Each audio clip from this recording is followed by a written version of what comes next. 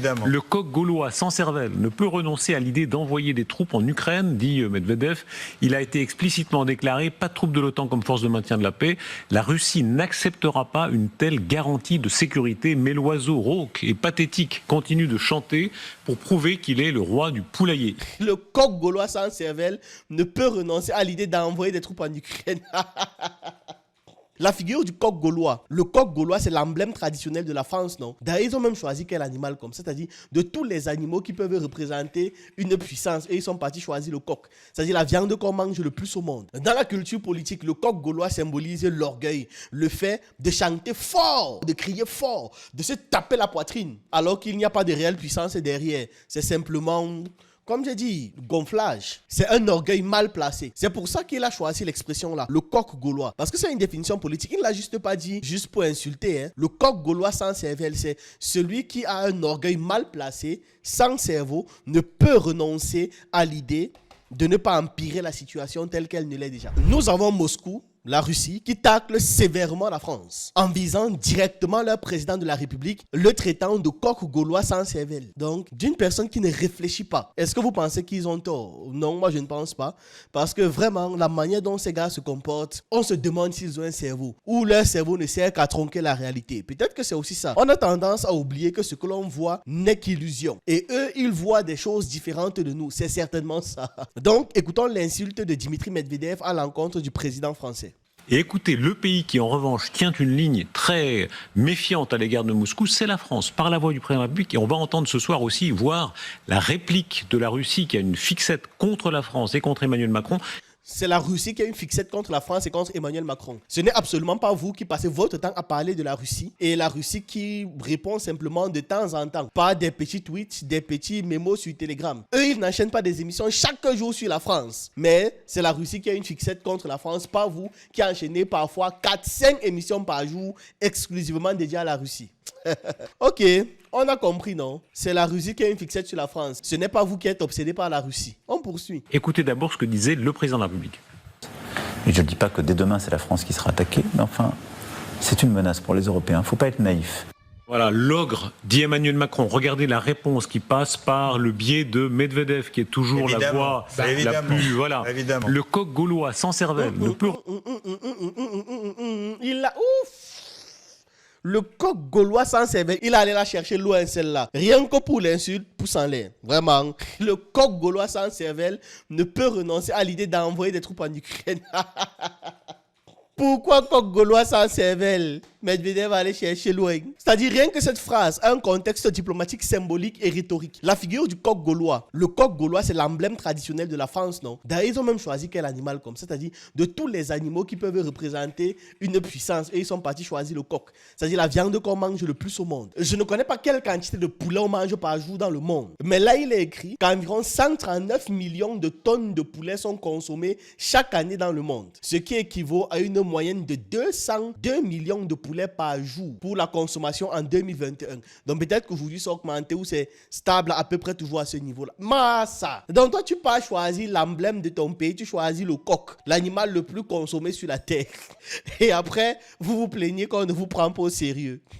Dans la culture politique, le coq gaulois symbolise l'orgueil, le fait de chanter fort, de crier fort, de se taper la poitrine, alors qu'il n'y a pas de réelle puissance derrière. C'est simplement... Comme j'ai dit, gonflage, c'est crâné, c'est mimba, c'est un orgueil mal placé. C'est pour ça qu'il a choisi l'expression là, le coq gaulois. Parce que c'est une définition politique. Il ne l'a juste pas dit juste pour insulter. Hein. Le coq gaulois sans cervelle, c'est celui qui a un orgueil mal placé, sans cerveau, ne peut renoncer à l'idée de ne pas empirer la situation telle qu'elle ne l'est déjà. Il attaque directement l'image nationale française en disant ça à Medvedev. C'est un sous-entendu pour dire que la France se comporte de manière bruyante, comme un coq. Il a beau crier, te réveiller même le matin. Mais si le matin là tu es fâché, tu te rêves, tu coupes sa tête, tu le manges. Donc il se contente de faire le bruit alors que quelque part il est ridicule. Ça me rappelle même une vidéo d'un cuisinier, la Georgi Kafkaz. Pendant qu'il est en train de cuisiner, il raconte à ses amis que le matin il y a eu un coq un peu têtu. Ils ont dit ok, pas de souci, prends-le, on l'ajoute dans le plat. Le coq il n'était pas prévu qu'il meure le jour là, mais simplement parce qu'il a été un peu trop bruyant ou pas assez obéissant. On l'a pris, on l'a éliminé, on a une fois fait frire ça avec le reste de la nourriture. nourriture, le reste c'est de la viande. Donc c'est la même image qu'il faut avoir ici. Après l'attaque de l'image française, il y a un reproche d'incohérence. Macron a laissé entendre à plusieurs reprises qu'il ne fallait laisser aucune option, non, y compris l'envoi de troupes en Ukraine. Mais en réalité, la France n'a pas les moyens militaires de supporter une guerre contre la Russie. En plus de ça, l'opinion publique française, de manière écrasante, est contre le fait de déclencher une guerre contre la Russie. Donc, pour Moscou, pour Medvedev, Macron parle plus qu'il n'agit. Et c'est donc ça une provocation vide. D'où l'insulte sans cervelle. Parce qu'il est en train d'agir sans réflexion stratégique. Et il y a aussi une logique russe de dissuader par le ridicule. Parce que Dimitri Medvedev est une figure de proue actuellement en Russie. Et il utilise un langage agressif et moqueur pour pouvoir intimider les dirigeants occidentaux en règle générale, discréditer ou décrédibiliser, c'est la bonne expression, c'est le bon mot, décrédibiliser leur discours devant leur propre peuple. Donc là, il est en train de décrédibiliser Macron pour le peuple français, parce que de toute façon, pour le peuple russe, c'est un non-sens, c'est un non-événement. Et Medvedev veut montrer que la Russie ne prend pas leurs menaces au sérieux, en traitant Macron de coq gaulois français sans cervelle. Il veut en fait dire au peuple français, votre président parle fort, mais il va vous entraîner dans une guerre qu'il ne peut pas gagner et que vous ne pouvez pas gagner. Et cette guerre-là, vous en paierez le prix. Donc, stoppez-le maintenant avant qu'il multiplie les bêtises parce qu'il est sans cervelle. L'Occident a tendance à oublier parce qu'ils ne vivent que de la propagande qu'en face, les gens sont aussi capables de répondre. En Ukraine, dit Medvedev, Évidemment. le coq gaulois sans cervelle ne peut renoncer à l'idée d'envoyer des troupes en Ukraine, dit Medvedev. Il a été explicitement déclaré, pas de troupes de l'OTAN comme force de maintien de la paix. La Russie n'acceptera pas une telle garantie de sécurité. Mais l'oiseau rauque et pathétique continue de chanter pour prouver qu'il est le roi du poulailler. Indian, comment... Je n'avais même pas écouté l'allocution jusqu'à la fin. Mais l'oiseau rauque et pathétique continue de chanter pour prouver qu'il est le roi du poulailler. C'est-à-dire que même à la manière dont il présente la situation, le poulailler c'est un petit truc, ça dit. Ouais, vraiment. Et oui, ça entre totalement dans l'analyse que je viens de faire. Simplement, l'idée de montrer que Macron gueule, menace, parle, bavarde, mais dans les faits, il ne peut rien faire. Il dirige un poulailler et il croit qu'il est le plus fort de la Terre, alors qu'il peut se consommer à n'importe quel moment. Comment est-ce que vous comprenez le fait que la Russie et la France, chacune à un bout de l'Europe, soient devenues vraiment les plus marquées l'une contre l'autre? Non, pas l'une contre l'autre. Ne mélange pas les choses.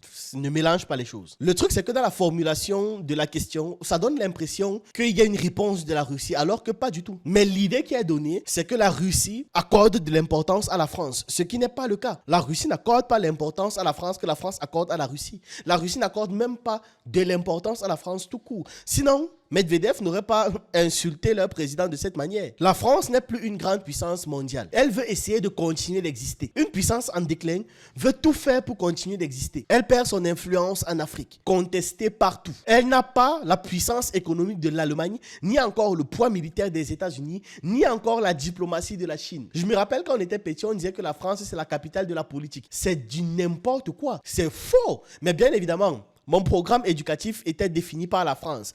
Ils vont forcément se gonfler. Donc, actuellement, là, on doit comprendre que Paris cherche à exister sur la scène internationale. Et ce, en surenchérissant ses interactions contre la Russie ou avec la Russie, comme si c'était un grand ennemi direct. Comme si c'était la France qui était un ennemi direct de la Russie, alors que pas du tout. Mais cette manière de dire, regardez-nous, regarde comment est-ce qu'on se comporte, regardez comment on fait, ça veut dire qu'on a encore une grande puissance. On peut faire les affaires dans le monde, on peut intervenir et patati et patata. Mais dans les faits, ils ne sont même pas regardés par la Russie. La France a aussi un rôle d'élève de l'OTAN. C'est-à-dire, depuis la guerre en Ukraine, l'OTAN et Washington ont défini la Russie comme étant l'ennemi principal. Les États-Unis ont besoin d'alliés européens obéissants. La France, donc, en multipliant ce genre de déclarations à Moscou, cherche à montrer, qu'elle est un pilier fidèle de l'Alliance Atlantique, qu'elle est un vassal fidèle et qu'il faut encourager, qu'elle est très obéissante envers les États-Unis et donc attend de temps en temps une petite gratte derrière l'oreille. Et ça va au point où, même si Moscou ignore Paris, la France continue de jacasser, de chanter pour pouvoir plaire à Washington et Bruxelles. Il y a aussi le classique outil de diversion, désigner la Russie comme étant un ennemi imaginaire pour pouvoir détourner l'attention des problèmes qu'ils ont créés, crise sociale, perte de souveraineté, colère, augmentation des impôts, politique désastreuse, et patati et patata. Et ils peuvent même sauter sur l'histoire, disant que depuis Napoléon, la France a toujours entretenu une rivalité avec la Russie, souvent symbolique et parfois réelle, avec des guerres et j'en passe. Pendant la guerre froide, Paris, même avec sa dépendance gaulliste, restait aligné contre Moscou. Aujourd'hui, les médias et les élites françaises répètent comme ça un vieux réflexe historique qu'ils ont depuis. Même si la Russie ne s'intéresse pas à la France, vraiment, ils continuent, ils attirent l'attention. C'est d'autant plus moche quand on fait le parallèle comme ça, non? Oui, d'abord c'est une bataille de mots. Medvedev, c'est toujours celui qui va sur les réseaux sociaux pour exprimer de manière très ouverte ce que les gens veulent dire en Russie, enfin notamment l'entourage de Vladimir Poutine, mais qui ne peuvent pas le dire parce qu'ils ont une certaine prestance et ils ont un certain poste qui ne leur permet pas de s'exprimer de cette façon. Il s'était aussi pris le bec avec Donald Trump assez récemment, parce que Donald Trump, c'est pas non plus le genre à laisser les gens lui parler n'importe comment. En réalité, ce sont deux puissances qui se testent, qui chacune essaie de montrer que c'est elle qui décide dans son domaine de prédilection. Et c'est aussi notre cas finalement. Emmanuel Macron, il a besoin de montrer que c'est la France qui prend le leadership, que c'est la France qui est le chef de cette alliance des volontaires et de cette alliance des volontés pour soutenir l'Ukraine. Mais ce qui est intéressant aussi, c'est que effectivement, Donald Trump, lorsqu'il a donné il y a quelques jours une interview à ce sujet, il a repris ce narratif qui est un narratif qui dit, et il l'a dit explicitement à Fox News, l'Ukraine doit devenir une zone tampon. Alors nous, ça nous choque en tant qu'Européens, mais chez Donald Trump et chez les Américains d'aujourd'hui, c'est toujours une solution et pour eux, il faut tout faire pour que l'Ukraine devienne cette zone tampon, pour que la Russie ne se sente pas encerclée. Renaud Girard, vous êtes avec nous, vous qui incarnez la réelle politique, vous êtes un Il a incarné ça en quoi? commentateur du Figaro depuis combien d'années? C'est-à-dire, les gars, si ont quand même la manière de présenter.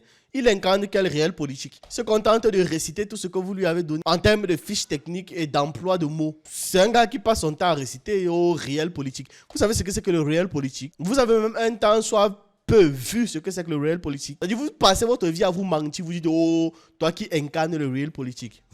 Laissez-moi rire. Vous êtes éditorialiste phare du Figaro. 50 ans. J'ai commencé comme reporter. Mon premier reportage était en Chine. Et pardon, je ne veux pas savoir quelle est ton histoire. Est-ce que la France a raison, selon vous, d'être aussi marquée, de dire nous sommes la puissance, rappelant, non, ne vous y trompez pas, l'ogre Poutine attaquera de nouveau ensuite? Bien, la France a raison de se méfier parce que la France a signé volontairement l'adhésion des pays baltes à l'Union européenne et a aussi accepté que ces pays baltes et que la Pologne entrent dans l'OTAN. Et donc la France doit respecter ses engagements et ses alliances.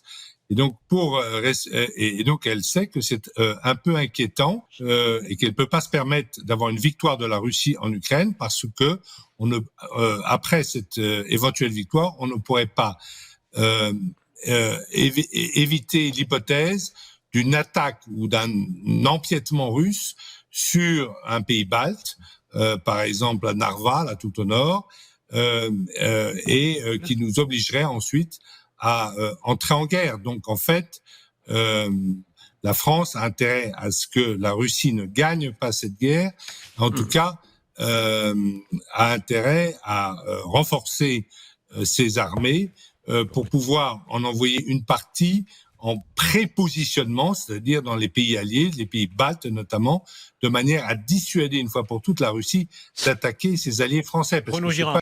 Moi, je rigole. Hein. Et c'est lui qu'on disait qu'il incarne le réel politique. Que l'armée française va aller dissuader la Russie d'attaquer les pays baltes. Alors que la Russie n'a jamais dit qu'elle comptait attaquer les pays baltes, ou encore n'a même jamais dit qu'elle comptait attaquer qui que ce soit, tant que chacun restait dans son territoire tranquille. Ce qu'il oublie de dire quand il parle de la paranoïa des Français, là, ou les hypothèses qu'on ne peut pas ignorer, c'est que la Russie n'a jamais attaquer la France. Jamais. La Russie ne s'est jamais levée comme ça, a vu la France, a eu des projets ou des ambitions impérialistes ou coloniales et ils ont dit ok, on va attaquer la France. Les seules confrontations directes ont été défensives, c'est-à-dire de 1814 à 1815, la campagne de la France. Après que Napoléon ait envahi la Russie en 1812, l'armée russe, prussienne, autrichienne et britannique entre en France. Mais c'est une riposte à l'agression française, pas l'inverse. Donc c'est la France qui a tenté d'agresser la Russie et la Russie a répondu. Maintenant, durant la Seconde Guerre tribale en 1945, l'URSS, allié des États-Unis, du Royaume-Uni, entre en Allemagne pour pouvoir contribuer indirectement à la libération de la France. Donc, à aucun moment, je dis bien à aucun moment, la Russie n'est allée envahir la France. Conclusion, ils n'ont aucune raison de parler de paranoïa là, si ce n'est pour vendre leur politique moribonde. Et maintenant, si on inverse, qui doit même ne pas faire confiance à qui? 1812, Napoléon envahit la Russie. Le gars a lancé une campagne de Russie avec plus de 600 000 soldats. L'objectif, c'était de forcer l'Empire russe à respecter le blocus continental contre l'Angleterre. Et résultat, désastre français et retraite dramatique. Parce que la France venait imposer des choses aux gens, comme s'ils ont le niveau. Après ça, il y a eu la guerre de Crimée de 1853 à 1856. Et cette fois-là, c'est la France aux côtés du Royaume-Uni et de l'Empire ottoman qui attaque la Russie pour pouvoir contenir son influence en mer Noire et dans les Balkans. C'est là où on parle de la bataille de Sébastopol qui a fait des milliers de morts. C'est-à-dire, nouvelle agression française, cette fois en coalition avec des gens. Parce que comme ils ont perdu seuls les faiblards, ils partent appeler le renfort. Après ça, il y a maintenant 1918 à 1920. Intervention contre la Russie soviétique. Après la révolte d'octobre, la France, avec le Royaume-Uni et les États-Unis et le Japon, envoie des pour pouvoir soutenir l'armée blanche anti-bolchevique. L'objectif, c'est d'empêcher la victoire du communisme et protéger leurs intérêts économiques. Une fois de plus, une attaque militaire accompagnée des gens faibles qu'ils sont. Après, on a le classique de l'affrontement durant la guerre froide de 47 à 91. Et depuis 2014, il y a des guerres indirectes où la France finance activement l'Ukraine. Le bilan est simple. La France a attaqué la Russie 3 fois de manière directe et 2 fois indirectement. La Russie n'a jamais attaqué la France. Qui doit être convaincu là maintenant de la mauvaise foi de qui? Voilà les faits historiques. Les faits sont là. Ils nous parlent de réel politique. Réel politique. Toi qui incarnes le réel politique. Vous prenez même vos titres là-haut. Pas une fois qu'ils seront attaqués, ces alliés, que nous pourrons réagir avec nos forces armées. Renaud Girard, merci beaucoup. Vous amenez le sujet suivant, c'est-à-dire effectivement de la même façon qu'il y a des troupes dans les pays baltes, notamment françaises, pour dire aux Russes, attention, n'essaye pas parce que sinon ça se passera mal, faut-il faire pareil en Ukraine? Et vous en avez rejoint Michel Yakovlev, vous serez là aussi pour en parler. Général Yakovlev, ancien vice-chef d'état-major du chef, vous étiez le plus haut gradé. Le tout, c'est tous les généraux là ont décidé de rester chez eux. Hein. Vraiment, même être sur le plateau, ça les fatigue. Mais ils veulent donner leur expertise en étant chez eux. Ou alors, comme c'était la période des vacances, tous étaient en vacances, tranquilles dans des Airbnb avec des Fimbi à côté. Les Français dans la chaîne de commandement opérationnel de l'OTAN, merci beaucoup d'être là, Général Yakovlev. Rappelons d'abord la menace russe vue par Emmanuel Macron. 3000 chars d'ici 2030 supplémentaires, 300 avions, 300 000 hommes. On assiste à un moment où, Michel Goya, oui, la Russie est en train de monter en puissance. Au moment même où, théoriquement, on veut négocier avec elle continue à grandir. Oui, bien sûr, la Russie se renforce. Est-ce que c'est parce que vous voulez négocier avec elle maintenant que plus tard vous voudrez toujours négocier avec elle? La Russie se renforce par prévention. Elle ne se renforce pas pour vous attaquer. Et voilà la différence réelle. On est d'accord que la Russie, avec ou sans cette guerre, a besoin de se protéger d'un potentiel prochain assaut de l'OTAN. Et quoi de mieux, et on a vu ça la dernière fois, que de renforcer son armée. Et ce n'est pas à cause de la volonté de velléité de la Russie qu'ils renforcent leur armée. C'est tout le temps l'Occident qui les a poussés à le faire. Les démontrant que sans une armée forte, ils se feront attaquer tôt ou tard, à un moment donné ou un autre, de manière plus ou moins violente par l'OTAN qui a décidé de choisir la Russie comme étant l'ennemi le plus ultime actuellement. Donc, ils se contentent de se protéger, de faire quelque chose préventivement. Il y a un truc que l'on doit retenir. L'économie russe ne tourne pas sur son appareil militaro-industriel. C'est l'économie de l'OTAN qui se repose essentiellement sur l'appareil militaro-industriel. Et ça, c'est ce qu'on doit comprendre en fait. Là, ce n'est pas la Russie qui a besoin de faire ses armées pour vivre. La Russie n'a besoin de faire ses armées qu'en cas de prévention des attaques de l'OTAN. C'est tout. Les experts dans les Airbnb. Militairement, si la guerre s'arrête, la Russie héritera d'une armée puissante, plus puissante qu'elle ne l'était en 2022. Le temps d'un peu de réorganisation, un peu de digérer la guerre, de faire du retour d'expérience, de s'entraîner, et elle redeviendra capable et plus puissamment encore qu'en 2022 d'attaquer, de manger, donc pour reprendre la métaphore, de tenter de manger en tout cas notre pays. C'est pour ça ou peut-être même de revenir en Ukraine. C'est tout à fait possible. Et donc, il n'y a pas de 36 solutions. Et, il faut dissuader, conventionnellement d'abord, la Russie de tenter quoi que ce soit d'autre. Ça suffit, c'est-à-dire que Vladimir Poutine est déjà le chef d'État contemporain qui a lancé le plus d'invasions, le plus de guerres. Vladimir Poutine est le chef d'État qui a lancé le plus d'invasions et de guerres. Non. Non. En fait, j'ai l'impression d'avoir été stoppé net dans mon élan. J'ai même envie d'argumenter, de prendre les exemples historiques, mais est-ce que c'est nécessaire? Mais comment les gens font même pour supporter d'écouter ces trucs? Je suis sûr qu'à un moment donné, on devient fou en fait. Moi, même si j'ai un mental de résistant, j'y arrive comment jusqu'à... Je les débunk, je vais dans l'histoire. Non. Vous laissez George Bush à qui? Vous laissez Barack Obama à qui? Mais comment est-ce que quelqu'un peut faire de telles affirmations sur un plateau télé et le gars continue de parler et les gens sont là à l'écouter? C'est-à-dire, c'est même quelle manière de tronquer l'histoire, de constamment mentir, effacer des trucs, changer. Au point il ose dire que c'est Vladimir Poutine qui a déclenché le plus de guerres de l'histoire. Peut-être que j'ai mal compris. Attends, réécoutons un peu. Peut-être que depuis là, je bavarde alors que j'ai mal compris. Mais... Ça suffit, c'est-à-dire que d'abord, la Russie de tenter quoi que ce soit d'autre. Ça suffit, c'est-à-dire que Vladimir Poutine est déjà le chef d'État contemporain qui a lancé le plus d'invasions, le plus de guerres. Mais il n'avait pas mal entendu. Et il est quoi? Consultant militaire. Il consulte quoi militaire? C'est-à-dire, c'est pas possible d'être autant dans le déni, le mensonge, la falsification. Est-ce que les gens même en commentaire ont mentionné ça? Peut-être que les gens ne sont même pas arrivés aussi loin dans la vidéo. En même temps, c'est moi qui traverse la première minute. Généralement, les gens s'arrêtent aux 2 premières minutes. Là, on est à 6 minutes sur 15, mais c'est terrible. Ils vivent dans un monde qui n'existe pas. Ils vivent dans un monde qui n'existe pas. Et dans ce monde-là, ils ont toujours raison. Ils font toujours tout bien. Tout est parfait de leur côté. Ils n'ont jamais rien fait de mal. Non, on s'arrête là. J'espère que vous avez apprécié vraiment parce que je suis rincé. Voilà. Cette phrase a réussi à me stopper net. On va seulement se retrouver une prochaine fois. Donc, vous savez quoi faire. On se retrouve dans l'espace commentaire.